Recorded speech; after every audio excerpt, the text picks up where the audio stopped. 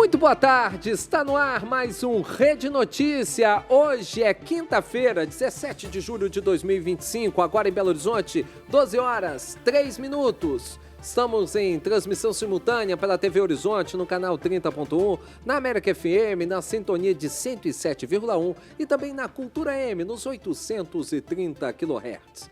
Muito prazer, eu sou André Santos. Boa tarde, Jana. Boa tarde, André. Boa tarde a todos. Eu sou Janaína Regiane e é claro que a partir de agora você vai acompanhar o que é notícia aqui em Belo Horizonte, em Minas, no Brasil e no mundo inteiro. E nós também queremos você nas nossas redes sociais. Você pode acompanhar o Rede Notícia no nosso canal exclusivo no YouTube. Já anota aí, já segue a gente lá. É o Rede Notícia TVH. Já somos mais de 5 mil inscritos. E também faço o convite para seguir a gente no Instagram, @TV Horizonte Oficial e @Rádio América Oficial.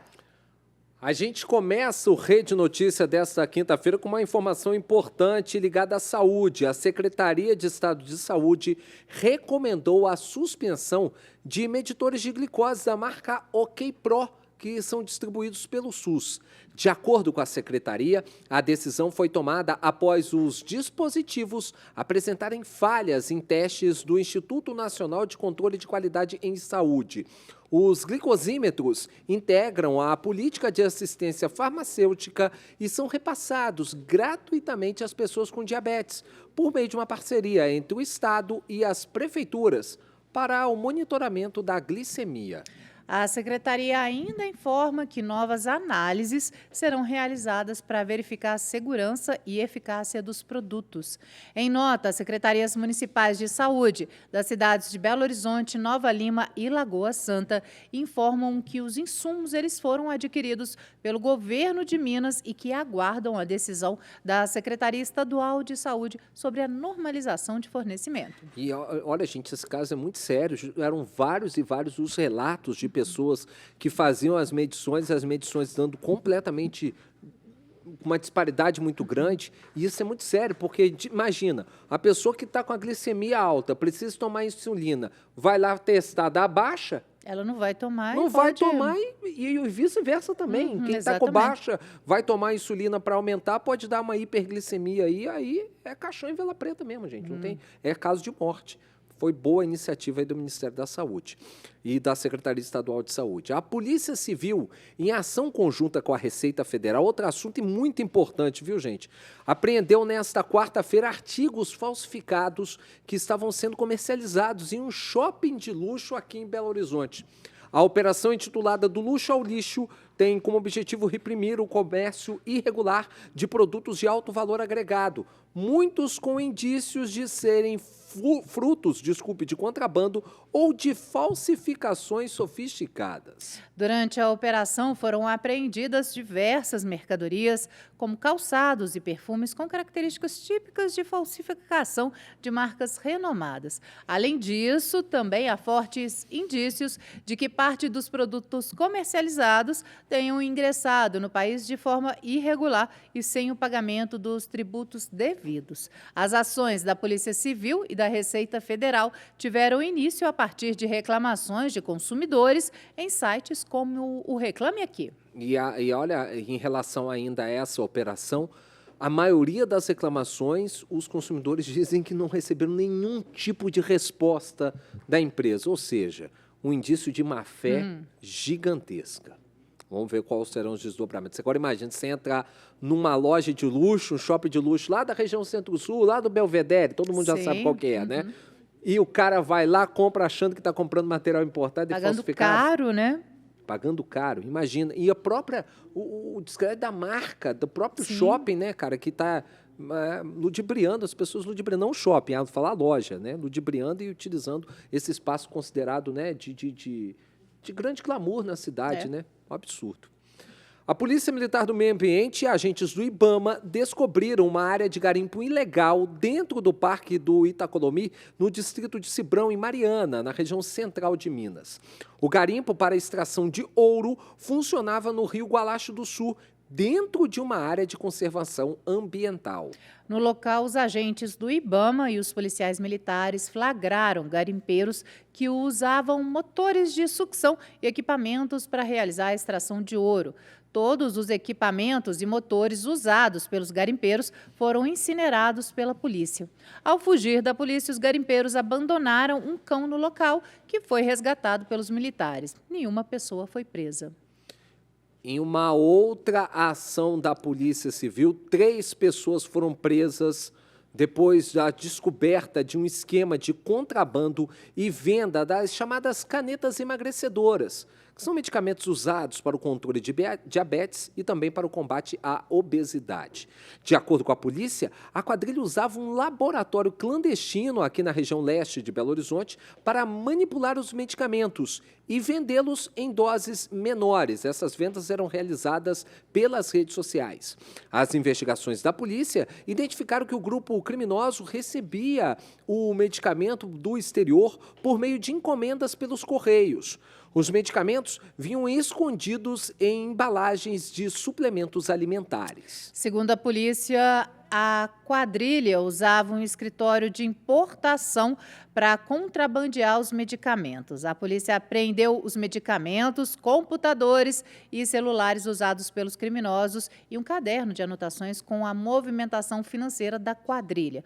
Pelas investigações, a polícia estima que a quadrilha movimentava aproximadamente R$600 mil por mês com a venda irregular desses medicamentos. Eu conversei ontem à tarde com o delegado responsável por essas investigações. Ainda existe um dos suspeitos que está foragido e que provavelmente deve se apresentar à polícia nos próximos dias. Para se ter noção, parte desses medicamentos, principalmente as canetas, né, porque eles tinham as canetas já prontas para vender, como você consegue comprar com prescrição médica em qualquer farmácia legalizada, mas eles também tinham o próprio princípio ativo que vinha em pó, que chegava nessas encomendas dos Correios, e aí eles desdobravam em doses menores e vendiam essas doses. Esse desdobramento era feito de maneira extremamente artesanal, correndo uma série de riscos de infecção, de perder esses materiais. Fora os efeitos colaterais também, né? Exatamente, totalmente.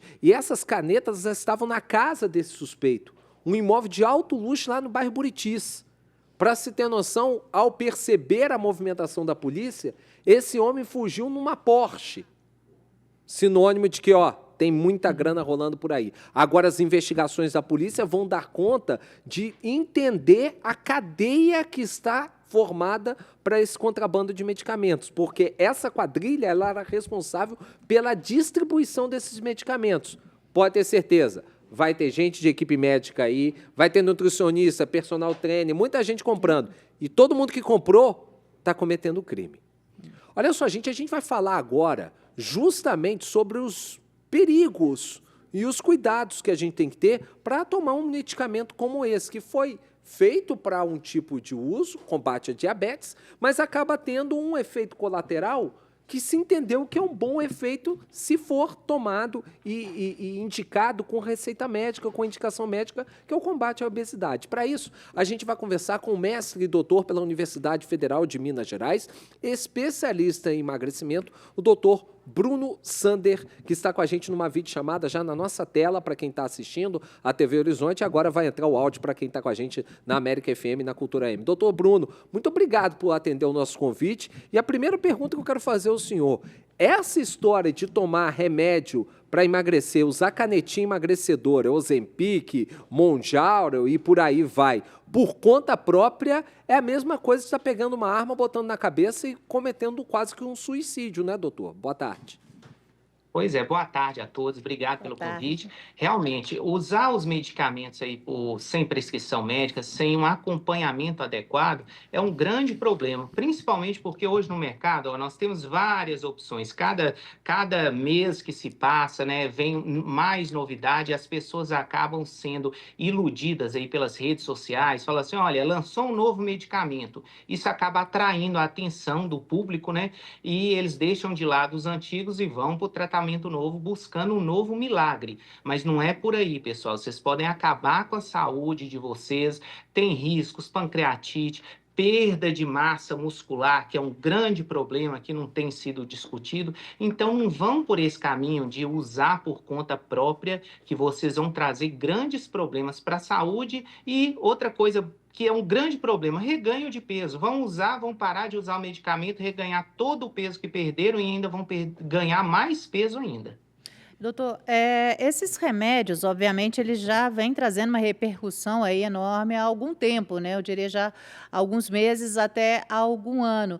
E essa forma adulterada, ela tem mais repercussão e pode trazer mais riscos ainda à saúde da pessoa. Obviamente, as consequências para o organismo da pessoa podem causar efeitos letais irreversíveis, né? Não, certamente, principalmente porque esses medicamentos que são vendidos aí no mercado negro, a gente não sabe o que tem aqui dentro, né? O que está dentro da canetinha, de fato. Eles usam a embalagem de uma caneta original, mas lá dentro, o líquido que é inserido, a gente não tem ideia do que seja. Na maioria das vezes, eles usam insulina, o que é um grande risco para o paciente, porque se ele aplica uma dose alta, esse paciente pode ter uma hipoglicemia severa. Se ele estiver sozinho em casa, ele pode ter um desmaio, e nesse desmaio, uma hipóxia cerebral e simplesmente o paciente ter um AVC mesmo, um AVC isquêmico, ou seja, ficar sequelado pro resto da vida. AVC é um derrame. Então, olha o risco, o paciente usar uma canetinha dessa adulterada, se tiver insulina, ele pode evoluir para um derrame com sequelas permanentes. E outra coisa que a gente vê é que, às vezes, eles diluem a medicação em soro fisiológico. Por exemplo, uma canetinha aí que tem 3 ml do medicamento, no mercado negro, eles retiram esses 3 ml de medicamento, colocam meio ml só do medicamento e completam o resto com soro fisiológico. Ou seja, o paciente acha que está fazendo um negoção pagando mais barato, mas na realidade ele está usando muito menos medicamento do que ele acha que está comprando. Não vai por esse caminho, não, que você vai se dar muito mal. Ô, doutor, para a gente poder fechar e esclarecer para as pessoas, o uso correto desse tipo de medicamento, ele tem que ser avaliado caso a caso, né? E com acompanhamento médico, sem nenhum outro tipo de alternativa, né? Exatamente. E acompanhamento médico sempre, e saber que o uso dessas canetas é um uso crônico. O correto é que se use num período de 9 a 12 meses, para que o reganho de peso seja menor. Então, também não adianta o paciente ir até a farmácia, achar que ele vai comprar lá 2 canetinhas, vai perder o peso que precisa, suspende o uso de maneira súbita. Se ele fizer isso, ele vai reganhar todo o peso que perdeu, vai perder o investimento e não vai resolver nada. Então, ele tem que estar ciente que o tratamento correto tem que durar de 9 a 12 meses usando a caneta. Doutor Bruno Sander, muito obrigado por esses esclarecimentos, porque a gente tem que realmente abrir os olhos das pessoas, esses modismos que vêm e vão, né? E aí ver quem é especialista falando com propriedade. O medicamento foi desenvolvido para algo, é meio parecido com Viagra isso aí, né, doutor? Foi desenvolvido pensando em uma coisa, acertou em outra também. E aí é claro que a ciência vai se utilizar desse ganho, mas com responsabilidade, né, doutor? Como qualquer outro remédio, usar com acompanhamento médico e com consciência, né, doutor? Perfeito. Sempre com acompanhamento médico. Não vai nessas ondinhas aí de internet, redes sociais, blogueiro. Não vai por esse caminho que sempre vai dar errado no final. Obrigado, doutor Bruno Sander, dando as explicações aí sobre o uso correto desse tipo de medicamento. E olha só, gente, você quer saber mais sobre esses cuidados que devem ser tomados no uso das canetas emagrecedoras? Vou te fazer um convite. O programa De Bem com Você te conta tudo o que você precisa saber. Quer ver? Acesse o nosso canal do YouTube, TV Horizonte Oficial, e coloca lá, digita lá, assista o programa Como Emagrecer Sem Prejudicar a Saúde. Os benefícios e os riscos da caneta emagrecedora, você vai saber tudo com a nossa apresentadora Niquele Fonseca e Isabela Hoffman, no De Bem com Você, que está toda semana aqui na telinha da TV Horizonte. A Prefeitura de Belo Horizonte encaminha à Câmara Municipal projeto de lei que autoriza o reajuste salarial Desculpa, eu vou falar tudo de novo. O projeto de lei que autoriza o reajuste salarial dos educadores municipais. Os detalhes com a Gabriela Salles. A Prefeitura de Belo Horizonte encaminhou à Câmara Municipal o projeto de reajuste na remuneração dos servidores da educação municipal. O texto prevê a correção de 2,49% no índice que corresponde à inflação medida pelo INPC de janeiro a abril deste ano, aprovado em acordo com a categoria após uma greve de 29 dias na capital mineira. De acordo com o projeto, o impacto estimado do reajuste para os cofres públicos será de mais de 164 milhões de reais em 2025 e de 631 milhões de reais em 2026 e 2027. O texto, publicado no Diário Oficial do município, também prevê adequações nos planos de carreira acordado com o Sindicato dos Professores e a criação do dia 1º de maio como database para a revisão geral anual das remunerações de servidores e empregados públicos. Ainda não há previsão de quando o texto será analisado pelos vereadores de Belo Horizonte. Repórter Gabriela Salles.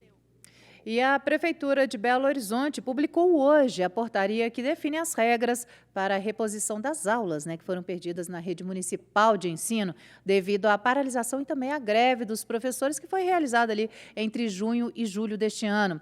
As escolas elas vão poder converter os recessos escolares e feriados em dias letivos, redefinir períodos de férias e também incluir até 6 sábados com aulas em turno único para repor os dias de greve dos professores. De acordo com o documento que foi publicado no Diário Oficial do município nesta quinta-feira, cada escola deverá elaborar calendários específicos para repor 25 dias letivos na educação infantil e 24 no ensino fundamental. Ainda segundo a Prefeitura, o cronograma para a reposição das aulas começará a ser executado a partir de julho, respeitando um mínimo de 9 dias de descanso para os professores, conforme o pactuado com a categoria. Os calendários de reposição deverão ser cadastrados no Sistema de Gestão Escolar e validado por instâncias internas da Secretaria Municipal de Educação, além de serem divulgados amplamente às comunidades escolares. E foi sancionada pelo prefeito Álvaro Damião nesta quinta-feira a lei que instituiu o Dia Municipal dos Legendários no calendário oficial de Belo Horizonte. A medida foi publicada na edição do Diário Oficial do município de hoje. A data vai ser comemorada no dia 27 de julho e não vai ser considerada feriado na cidade. O projeto de lei para homenagear o movimento foi de autoria do vereador Vanderlei Porto, do PRD, que é um legendário, e foi aprovado pela Comissão de Legislação e Justiça no início do mês. O vereador considera que a proposta é um reconhecimento do impacto positivo do movimento em Belo Horizonte e reforça o compromisso da capital mineira com respeito à diversidade religiosa. Sinceramente, com todo respeito a quem é legendário ou deixa de ser legendário, acho que a Câmara deveria se preocupar com muitas outras coisas mais importantes da cidade. Vários outros projetos para serem aprovados, A gente já até discutiu isso daqui com o vereador, falando sobre essas datas comemorativas aprovadas pela Câmara. Enfim, não tinha necessidade. Tinha outros projetos e mais importantes que poderiam passar na frente. Mais com cara de lacração do que outra coisa. Vamos lá.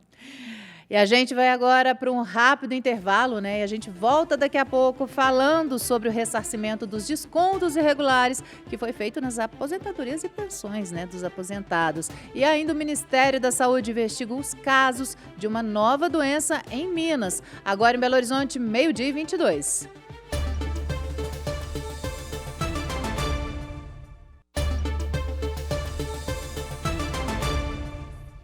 Estamos de volta com o Rede Notícia, agora em Belo Horizonte, 12h26. O governo federal sinalizou interesse na federalização de 60 imóveis pertencentes ao governo estadual como parte do pagamento da dívida de Minas Gerais com a União por meio do PROPAG, o Programa de Pleno Pagamento da Dívida dos Estados.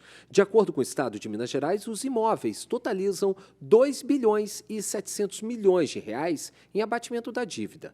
A informação foi apresentada durante a reunião do Conselho Gestor do PROPAG em Minas Gerais, na tarde desta quarta-feira, na cidade unidade administrativa. Além dos imóveis, o governo estadual já apresentou também para a análise da União a possibilidade do uso dos créditos previdenciários e da federalização da Codemig e Codenge, como a gente já comentou aqui. Os usos desses ativos já foram aprovados em definitivo pela Assembleia Legislativa de Minas Gerais, só que, no entanto, ainda é necessário aceite por parte da União para que este patrimônio possa ser usado por Minas Gerais para o abatimento da dívida, que é de aproximadamente 170 bilhões de reais. Será lançado hoje na Assembleia Legislativa de Minas Gerais o Fórum Minas Sem Miséria. A iniciativa pretende realizar consultas em diversas partes do estado para a elaboração do Plano Mineiro de Combate à Miséria. Dados do CadÚnico do governo federal apontam que em Minas Gerais 3.400.000 pessoas vivem em situação de pobreza. Destas, 764 mil enfrentam a pobreza crônica, com suas famílias resistindo há gerações à privação de recursos em alimentação e moradia, além de pouco ou nenhum acesso a políticas nas áreas da saúde, educação e saneamento básico. O Fórum Técnico Minas Sem Miséria é organizado pela Assembleia Legislativa de Minas Gerais em parceria com mais de 70 entidades da sociedade civil e o poder público, a partir de uma demanda da presidente da Comissão de Direitos Humanos, a deputada Bela Gonçalves, que dá mais detalhes do funcionamento. Olá a todos que assistem à TV Horizonte. Hoje nós temos um dia muito importante para o Estado. Vai ser lançado pela Assembleia Legislativa o Fórum Técnico Minas Sem Miséria, que vai construir o plano de enfrentamento à pobreza, à extrema pobreza e à fome no nosso Estado. É muito importante que a gente consiga circular por diferentes territórios, conversar com movimentos sociais, instituições, para construir alternativas para o enfrentamento à pobreza e à fome. A gente sabe que a fome é política, ela é produzida por decisões sobre o orçamento, ela é produzida por decisões sobre quais políticas fortalecer e quais esvaziar. E na busca por fortalecer políticas como as cozinhas solidárias, como a produção de habitação popular, como a diminuição de impostos sobre a cesta básica, nós vamos fazer esses grandes debates no Fórum Minas Sem Miséria, às 16 horas na Assembleia Legislativa. Participam como convidados do lançamento desse Fórum Minas Sem Miséria o deputado estadual por São Paulo, Eduardo Suplicy, do PT, e o vigário da Pastoral do Povo de Rua, Padre Júlio Lancelotti, que será o nosso entrevistado no Rede Notícia amanhã, a partir do 12h30. A gente já conta com a sua presença e a sua audiência por aqui. O governo federal investiga uma nova doença em Minas Gerais. Newton Lopes traz os detalhes. O Ministério da Saúde recomenda a atualização dos cartões de vacina de todos os mineiros, incluindo a imunização contra a influenza A.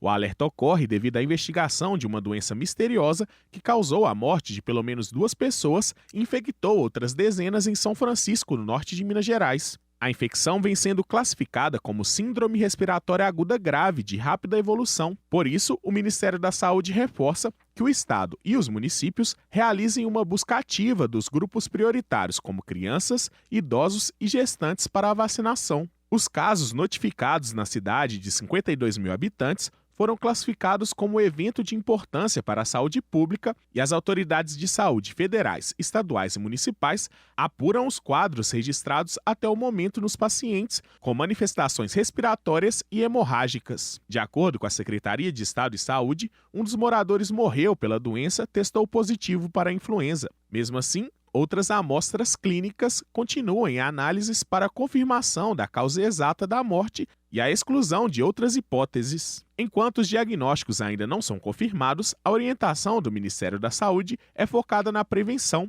Aderir à vacinação é a principal forma de proteção contra os vírus respiratórios que mais circulam nesta época do ano, como a influenza A. A vacinação contra a gripe está disponível em todo o país, com aplicação gratuita pelo SUS e distribuição de mais de 67 milhões de doses. Repórter Newton Lopes. Mais de 1 milhão de aposentados serão ressarcidos pelo desconto indevido no INSS. Gabriela Salles traz os detalhes. Mais de 1 milhão de aposentados devem receber o ressarcimento dos descontos indevidos feitos por entidades associativas nos benefícios de aposentadoria do INSS. Segundo o Ministério da Previdência Social, a expectativa é que todos que tenham aderido ao acordo com o governo federal recebam de volta os recursos a partir do dia 24 de julho. De acordo com dados da pasta, mais de 4 milhões de pessoas já registraram a presença de descontos indevidos nos benefícios e já acionaram o INSS para o recebimento dos valores. O prazo final para que o aposentado inicie o processo de ressarcimento é até o dia 14 de novembro. Durante o processo, o aposentado será consultado para informar se autorizou ou não o desconto. Caso não tenha autorizado, caberá à associação provar que o desconto foi autorizado. As agências dos Correios em todo o país seguem auxiliando os aposentados nas verificações e abertura de processo. Repórter Gabriela Salles. E o governo brasileiro enviou uma carta aos Estados Unidos afirmando que o Brasil está indignado com o anúncio da tarifa de 50% imposta ao país, mas abriu margem para negociação com Donald Trump. O documento, que é assinado pelo vice-presidente Geraldo Alckmin e pelo ministro das Relações Exteriores, Mauro Vieira, foi enviado na terça, mas foi divulgado apenas nesta quarta-feira.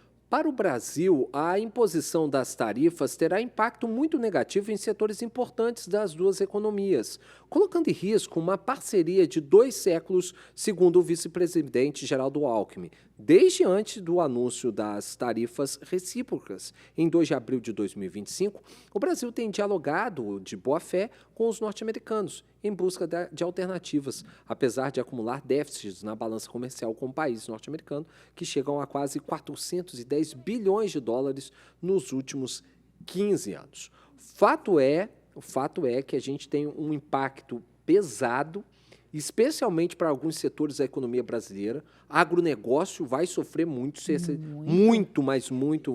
se chegar essa tarifa mesmo dia 1º de 50%, de agosto, né? 1º de agosto. Já Inclusive, tá quase aí. vai ser o papo da nossa entrevista daqui a pouco, os Exatamente. impactos aí. Você acompanha aqui no Rede Notícia, né? Daqui a pouco. Exatamente. Olha só, a Câmara dos Deputados aprovou na madrugada desta quinta-feira, por 260 votos a favor e 116 contrários, o projeto de lei que cria a Lei Geral do Licenciamento Ambiental, conhecido por ambientalistas como o PL da Devastação.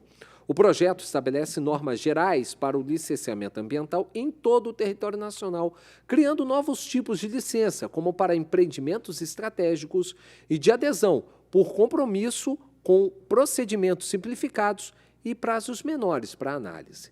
A nova lei muda completamente o processo de obtenção de licenças ambientais no Brasil.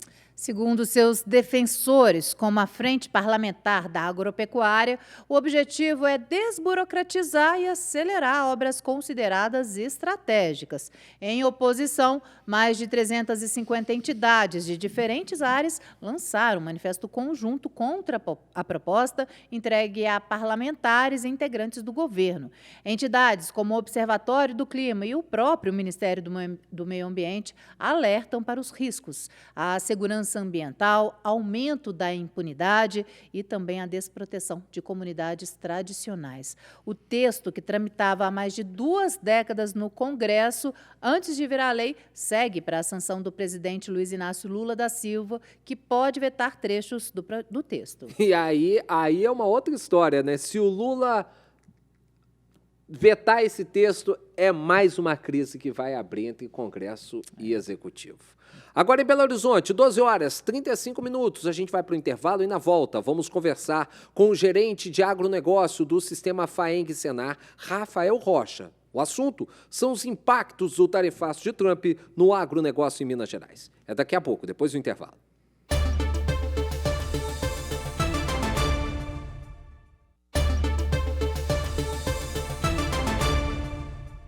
Voltamos com Rede Notícia e agora a gente vai conversar com o gerente de agronegócio do Sistema FAENG-Senar, aqui em Minas Gerais, o Rafael Rocha. E o assunto são os impactos na possibilidade desse tarifaço de 50% de todos os produtos brasileiros nos Estados Unidos, que seria imposto pelo presidente Donald Trump, quais serão esses impactos no agronegócio em Minas Gerais. Rafael, obrigado por estar aqui com a gente, obrigado por atender nosso convite. A gente vem acompanhando, desde o ano passado, uma liderança do agronegócio quando a gente fala em PIB mineiro, em balança comercial mineira. Ano passado, o agronegócio já puxou, já foi o principal motor dessa balança exportadora mineira, ultrapassando a mineração. Esse ano, no primeiro quadrimestre, essa liderança permaneceu e a gente acha muito difícil que isso modificasse caso não houvesse essa questão desse tarifaço. O que a gente já pode entender se esse tarifaço se realmente se concretizar?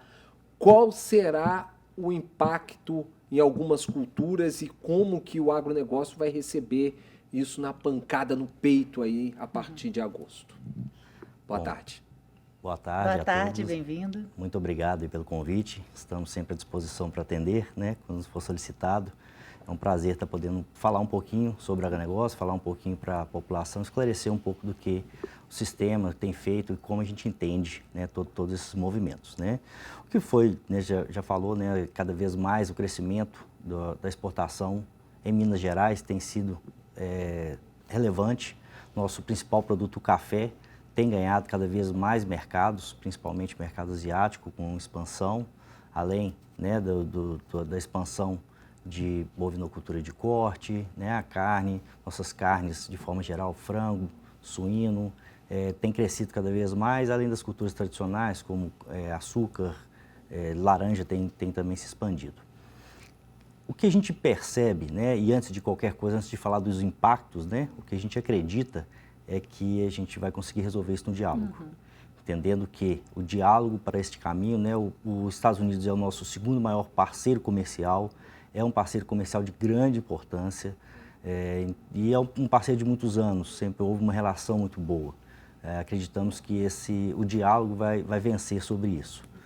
Mas, né, trazendo um pouquinho de números e, né, dessas possibilidades, o impacto será muito grande, principalmente quando se trata de café, né, o nosso principal produto. Hoje, os Estados Unidos importam de tudo que é importado de café nos Estados Unidos, em torno de 30% vem do Brasil. E 75% do que eles importam vem de Minas Gerais.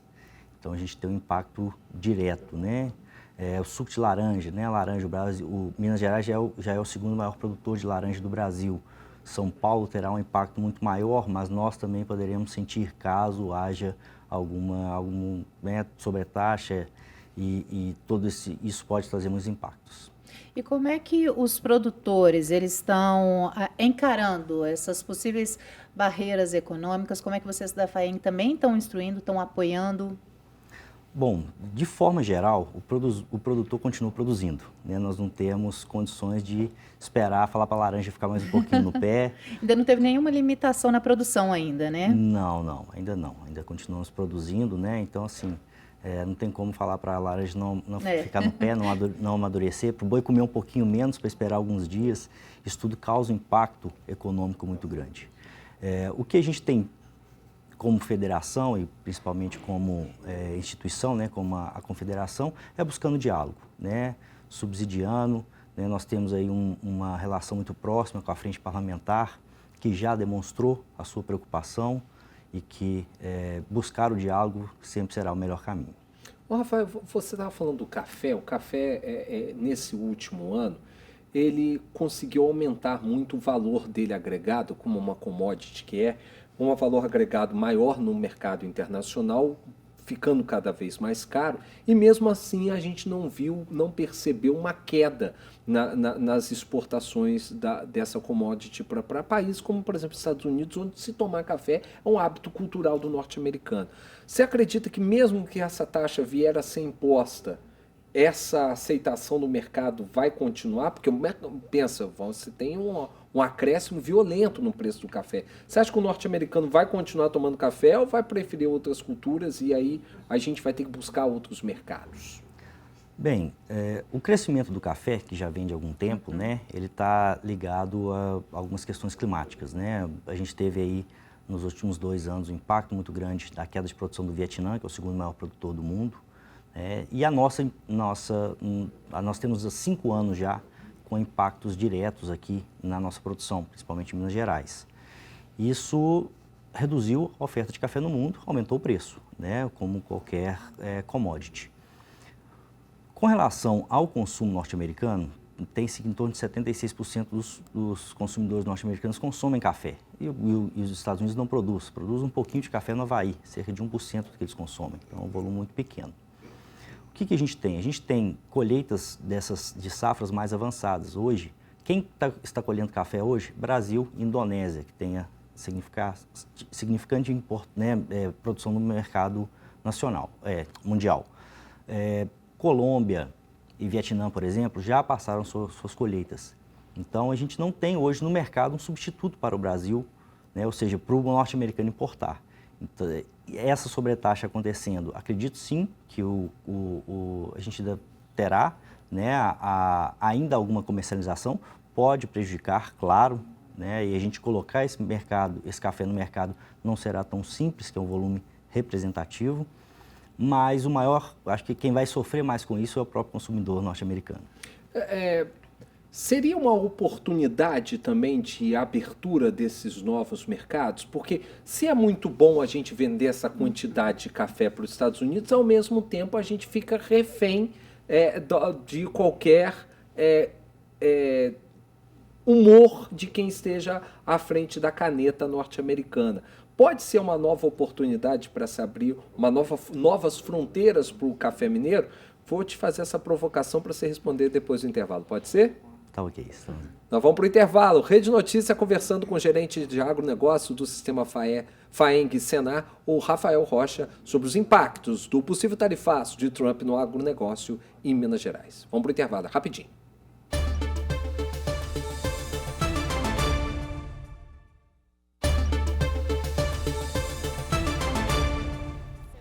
Estamos de volta com o Rede Notícia. A gente segue conversando com o gerente do agronegócio do sistema FAENG Senar, o Rafael Rocha, e a gente está falando sobre os impactos do tarifaço, né, do Trump, dos Estados Unidos aqui no agronegócio do nosso estado. E, Rafael, recapitulando aqui a pergunta que o André havia feito, com essa possibilidade, né, dessas tarifas, desses 50% da tarifa, existe a possibilidade de ampliar o mercado, né, para outros países? Existe essa visão, essa projeção?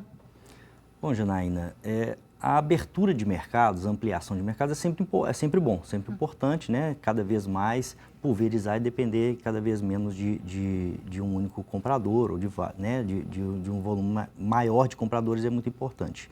Isso é sempre muito positivo. Porém, neste momento, né, neste formato, a gente ter que buscar nossos mercados, muda um pouco a postura, né? Muda a forma de negociação. Uma coisa é eu oferecer um produto ou buscar um mercado quando eu tenho ele, né, em uma condição aqui e que esse comprador está competindo com outros compradores. A partir do momento que eu tenho alguma sanção e que o mundo, obviamente, né, sabe disso e vai perceber, a gente perde poder de barganha. Então, neste momento, né, voltando ao principal tema que a gente tem falado, né, o diálogo, buscar restabelecer é o melhor caminho. Porque buscar outros mercados, com certeza nós teremos dificuldade.